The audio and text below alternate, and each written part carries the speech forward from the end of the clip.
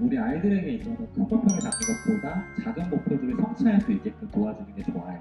그러니까 아이들을 목표를 좀 쪼개가지고 아이들이 성취하는 걸 눈으로 볼 수 있게 그리고 경험할 수 있도록 도와주는 게 중요하거든요. 그렇다고 해서 느린 아이를 키우는 부모가 너무 작은 것에만 매여 있을 수는 없습니다. 아이의 인생을 긴 안목으로 바라보고 긴 시야를 가지고 로드맵을 그려야 할 필요가 있는 것이죠. 그러한 측면에서 한번 말씀드리도록 하겠습니다.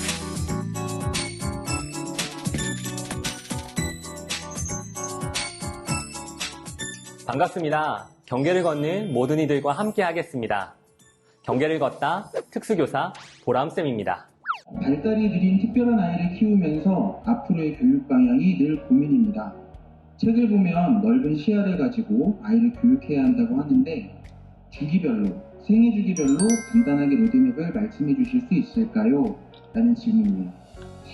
많은 부모님들께서 아이를 위해서 계획들을 다들 갖고 계실 거예요. 각자의 계획을. 네. 근데 전문가가 아니다 보니 아무래도 힘들긴 할 것 같아요. 초등학교, 중학교, 시기별로 다 필요한 게 있을 텐데 좀 시기별로 한번 조언을 해주실 수 있을까요? 우리 아이들에게 있어서 큰 목표를 잡는 것보다 작은 목표들을 성취할 수 있게끔 도와주는 게 좋아요. 그러니까 아이들을 목표를 좀 쪼개가지고 아이들이 성취하는 걸 눈으로 볼 수 있게 그리고 경험할 수 있도록 도와주는 게 중요하거든요. 그렇다고 해서 느린 아이를 키우는 부모가 너무 작은 것에만 매여 있을 수는 없습니다. 아이의 인생을 긴 안목으로 바라보고 긴 시야를 가지고 로드맵을 그려야 할 필요가 있는 것이죠. 그러한 측면에서 한번 말씀드리도록 하겠습니다. 초등학교 저학년에서는요, 기초학습 능력이라는 것이 필요합니다. 이것은 우리 아이들이 한글, 기본적인 수세기, 기본적인 글쓰기, 그리고 문해력의 이해 같은 부분들인데요. 이것은 삶을 살아갈 때 기초적으로 필요한 부분이고 학습을 할 때 기본적으로 필요한 부분들입니다. 이 부분들이 잘 가르쳐지지 않으면, 잘 갖추어지지 않으면 앞으로 살아가는데 굉장히 큰 어려움을 갖추게 되겠죠. 그렇기 때문에 이 부분이 단단하게 구축될 수 있도록 부모님들은 포기하지 않고 가르쳐 주셔야 됩니다. 초등학교 고학년에 이제 올라가기 시작하면 개념학습이 시작됩니다. 사회와 과학, 그리고 이제 수학에는 곱셈과 분수 하면서 이제 학습의 어려움들이 좀 시작돼요. 그러면 이때는 학습 심리 안에서 해결을 좀 봐줘야 돼요. 학습 심리를 좀 다루어 줘야 된다는 거죠. 뿐만 아니라 아이들이 이제 사춘기로 접어드는 시점이잖아요. 사춘기로 접어드는 시점이기 때문에 이것에 대한 대비도 함께 해주셔야겠죠. 그래서 아이가 개별화된 목표들을 가질 수 있도록 그렇게 신경을 써서 아이를 교육해 주시면 좋을 것 같고요. 중학교에 들어가시게 되면 자유학년제라는 걸 해요. 이 자유학년제는 우리 느린 학습자 아이들에게는 기회입니다. 네, 시험을 치지 않고 그 과정 속에서 우리 아이들이 진로 탐색을 해요. 그러면 우리 아이들이 어떤 것에 흥미가 있는지, 어떤 분야를 잘하는지, 그리고 어떤 직업에서 성과를 보이는지 이런 것들을 발견할 수 있는 기회가 되고요. 교과 학습도 특별히 그냥 영어 단어를 외우는 게 아니라 영어 팝송을 통해서 영어를 쉽게 배운다든지 하는 실생활 중심의 수업들을 진행하기 때문에 조금 더 생활과 연결되는 작업들을 할 수 있다는 거죠. 또 이때는 본격적인 사춘기가 시작됩니다. 네, 우리 부모님들 잘 기억하셔야 돼요. 사춘기에는 우리 말 안 듣습니다. 네, 그리고 부모님이 예상하기 이전부터요, 아이들은 심리적인 어려움들을 겪고 와요. 그러니까 부모님들이 눈치채지 못한 채로 학교 내에서 이미 심리적인 어려움들이 쌓여 있다는 거죠. 이 심리적인 어려움들을 다루어 줘야 돼요. 전문가의 도움으로. 학교에는 위센터라는 상담사 선생님들이 상주해 주시고요. 그렇지 않더라도 전문 상담사의 도움을 받으셔서 아까 말씀드렸던 것처럼 김이 꽉 차 있는 상태에서 그 이야기를 풀어줄 수 있도록, 김을 뺄 수 있도록 전문 상담사의 도움을 받으시라. 이렇게 성교육까지도 함께 다루시면 좋다라고 말씀드리고 싶습니다.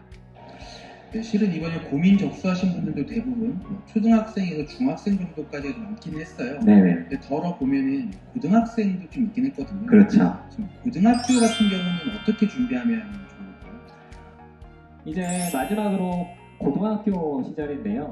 우리 아이들은요, 학창 시절만 살아내는 게 아니에요. 결국에는 학교 생활을 잘하는 이유는요, 학교가 끝나고 나서 사회생활을 잘하기 위해서예요. 그렇기 때문에 고등학교 시절부터 졸업 이후를 대비하셔야 됩니다. 고교학점제라는 것이 시작되어 모든 학교에서 시작이 되는데 132학점이라는 그 학점을 이수하는 것이 골자예요. 그때 선택할 수 있어요. 과목을요. 그러면 우리 아이들의 진로 로드맵이 결정된 상태에서 그것에 필요에 맞는 수업들을 선택할 수 있는 것이죠. 우리 부모님들이요, 아이를 위해서 대학에 갈지, 혹은 취업을 할지, 혹은 자격증을 취득할지 이것에 대한 로드맵들을 그리시라고 추천하고 싶습니다. 한 가지 더 팁을 알려드리자면 이 모든 선택을 할 때 부모님들이 우리 느린 학습자 친구들에게 기회를 제공해 주세요. 자기 결정의 기회 말이죠. 우리 부모님들이 가장 놓치는 것 중에 하나가 우리 아이에게 자기 결정권을 제공해 주지 않는 거예요. 그도 그럴 때 우리 아이들은 좀 이제 허황되거든요. 또 이렇게 물어보면 정확한 답변이 안 나와요. 불안불안하죠. 그러니까 항상 부모님들이 결정해 주세요. 이거 하는 게 좋아, 이거 하는 게 좋대, 이거야. 그런데 생각해 봤을 때 우리 아이들이 졸업하고 나면 스스로 독립된 삶을 살아야 돼요. 그럼 스스로가 결정권들을 가져야 되거든요. 이건 언제 배우냐면 고등학교 시절에 배워야 돼요. 뿐만 아니라 덧붙여서 이야기하자면 이 아이들에게 자립 능력을 가르쳐 주셔야 합니다. 스스로 돈을 관리할 수 있는 금융교육을 실시해 주셔야 되고요. 스스로 삶을 살아갈 수 있는 계획적인 삶을 가르쳐 줄 수 있어야 됩니다. 하나하나의 부모의 권한을 아이에게 넘겨주셔야 된다는 거죠.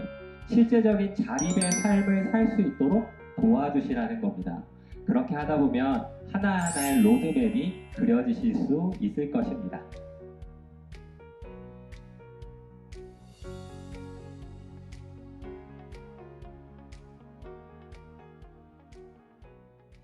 오늘보다 더 성장할 내일을 기대하며 여러분들과 함께 걷겠습니다. 저는 특수교사 보람쌤입니다. 좋아요와 구독은 편견 없는 사회를 앞당깁니다.